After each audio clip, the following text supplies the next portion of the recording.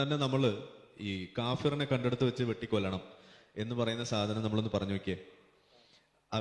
അവര് തന്നെ പറയും ഇത് അന്ന് പണ്ടത്തെ യുദ്ധ സന്ദർഭത്തിൽ പറഞ്ഞല്ലേ. ഒന്നാമത് യുദ്ധ സന്ദർഭത്തിൽ പറഞ്ഞതല്ല, യുദ്ധമൊക്കെ കഴിഞ്ഞ് ഇങ്ങനെ കാറ്റും കൊണ്ടിരിക്കുമ്പോൾ പറഞ്ഞ കാര്യമാണ്.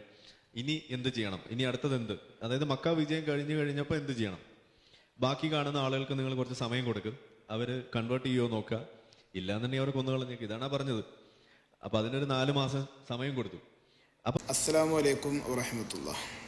ആരിഫ് ലുട്ടാപ്പി, ഇവനെന്നും ഡോക്ടർ എന്ന് പറയാൻ പാടില്ലല്ലോ. ഡോക്ടർ എന്ന് പറഞ്ഞാൽ പിന്നെ ഡോക്ടർമാർക്ക് എന്ത് വിലയാണുള്ളത്?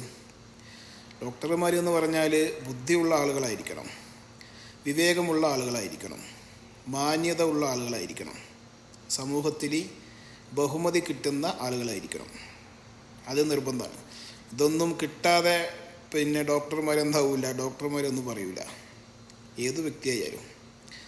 ഇത് ലുട്ടാപ്പി, ബുദ്ധി നഷ്ടപ്പെട്ടു പോയ, വിവേകം നഷ്ടപ്പെട്ടു പോയ, ജീവിക്കാൻ വേറെ മാർഗമില്ലാതെ ഒരു മതം വിട്ടിട്ട് ആ മതത്തെ തെറി പറഞ്ഞ് അനാവശ്യം പറഞ്ഞ് അതിലൂടെ പൈസ കിട്ടിയിട്ട് ആ പൈസ കൊണ്ട് നക്കി തിന്നുന്ന ഒരു ലുട്ടാപ്പി. ഇനി ഇങ്ങനത്തെ ഒരവസ്ഥ ഒരാൾക്കും വരാതിരിക്കട്ടെ.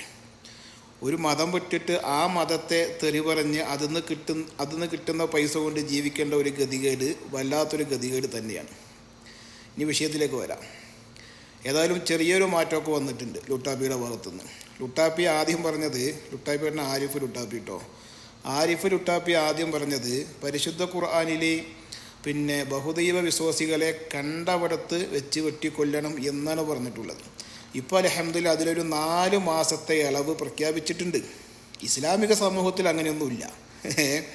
ആദ്യം പറഞ്ഞതിൽ നിന്ന് ഒരു 4 മാസത്തെ ഇളവ് ലുട്ടാപ്പി എന്ത് ചെയ്തിട്ടുണ്ട്, പ്രഖ്യാപിച്ചിട്ടുണ്ട്. അതിന് ശേഷമാണ് വെട്ടിക്കൊല്ലേണ്ടത് എന്നുള്ളതാണ്. മനസ്സിലാവുന്നുണ്ടോ?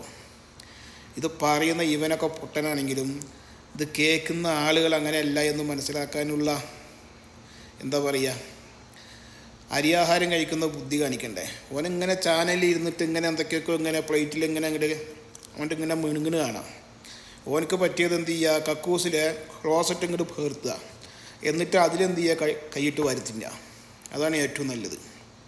ഇവിടെ ആരിഫ് പറഞ്ഞ ഒരു വിഷയം വെച്ച് നോക്കുകയാണെങ്കിൽ ഇനി പോട്ടെ, പരിശുദ്ധ ഖുർആനിൽ ഇനി ബഹുദൈവ വിശ്വാസികളെ കണ്ടവിടത്ത് വെച്ച് വെട്ടിക്കൊല്ലണം, അതിപ്പോൾ മാറ്റിയിട്ടിപ്പോൾ 4 മാസത്തെ ഇളവ് പ്രഖ്യാപിച്ചിട്ടുണ്ട്. പക്ഷെ ഞാനതൊരു 4 അല്ല, ഒരു 40 വർഷമല്ല, ഒരു 40 വർഷമല്ല, ഇനിയിപ്പോൾ ദീർഘമായ വർഷത്തിൻ്റെ കാലയളവ് ഞാനായിട്ട് അങ്ങോട്ട് തരുവാനും ആർക്ക്, ഈ ലുട്ടാപ്പിക്ക്. അപ്പോൾ അതിൽ ഇനിയിപ്പോൾ നമ്മുടെ രാജ്യത്തിൻ്റെ ഒരു നിയമം അതിന് തടസ്സമായത് കൊണ്ടാണ് അങ്ങനെ സംഭവിക്കാത്തത് എന്ന് പോട്ടെ. ഇവിടെ സൗദി അറേബ്യയിൽ എത്ര ബഹുദൈവ വിശ്വാസികളുണ്ട്? 4 മാസത്തെ ഇളവ് പ്രഖ്യാപിച്ചിട്ട് 4.5 കൊല്ലമായിട്ട് ഇവിടെ ജോലി ചെയ്തു പോകുന്ന ഒരു ബിനു എന്ന് പറയുന്ന എൻ്റെ ഒരു സുഹൃത്തുണ്ട്. ഇവിടെ ഈ അടുത്താണ്, ഞാൻ നിൽക്കുന്നതിൻ്റെ അടുത്താണ്. ആൾ ഈ ടൈൽസിൻ്റെ ഒക്കെ വർക്കാണ്. ബഹുദൈവ വിശ്വാസികളെ കണ്ടവിടത്ത് വെച്ച് വെട്ടിക്കൊല്ലണം എന്ന് പരിശുദ്ധ ഖുർആനിലെ ഇസ്ലാമിക നിയമത്തിൽ അങ്ങനെ ഉണ്ടെങ്കിൽ നമ്മുടെ രാജ്യത്തിൽ ചിലപ്പോൾ അത് നിയമം എന്താവും, നടപ്പിലാക്കാൻ സാധ്യമാവില്ല. ഇസ്ലാമിക നിയമങ്ങൾ നടപ്പിലാക്കാൻ ഒരു ബുദ്ധിമുട്ടുമില്ലാത്ത ഒരു രാജ്യമാണ് സൗദി അറേബ്യ എന്നുള്ളത്. കാരണം ഇവിടുത്തെ നിയമം നരേന്ദ്രമോദിയല്ല എഴുതി കൊടുക്കുന്നത്, ഇത് ഇവിടുത്തെ രാജ്യം ഭരിക്കുന്ന ആളുകളാണ്. അപ്പോൾ ഇസ്ലാമിക നിയമത്തിൽ ബഹുദൈവ വിശ്വാസികളെ കണ്ടവിടത്ത് വെട്ടിക്കൊല്ലണം എന്നുണ്ടെങ്കിൽ അതിനിപ്പോൾ ഒരു 4 മാസത്തെ ഇളവ് പ്രഖ്യാപിച്ചിട്ടുണ്ടെങ്കിൽ ഇവിടെ 4 അല്ല 40 അല്ല, എത്ര വർഷം കഴിഞ്ഞാലും ഇവിടെ ജീവിക്കുന്ന ബഹുദൈവ വിശ്വാസികളുണ്ട്. ഇപ്പോൾ ഞാൻ പറഞ്ഞ എൻ്റെ ഒരു സുഹൃത്ത്, അദ്ദേഹം ടൈൽസിൻ്റെ പണിക്കാരനാണ്.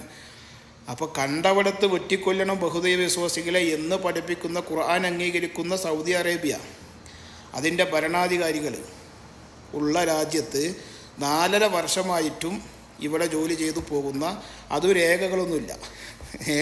രേഖകളൊന്നുമില്ലാതെ ഇവിടുന്ന് സമ്പാദിച്ച് ഏകദേശം ഒരു മാസത്തിൽ 70-80,000 കുറയാതെ നാട്ടിലേക്ക് പൈസ അയക്കും. ചിലപ്പോൾ 1 ലക്ഷം അയക്കും, ചിലപ്പോൾ 1.5 ലക്ഷമൊക്കെ അയക്കും.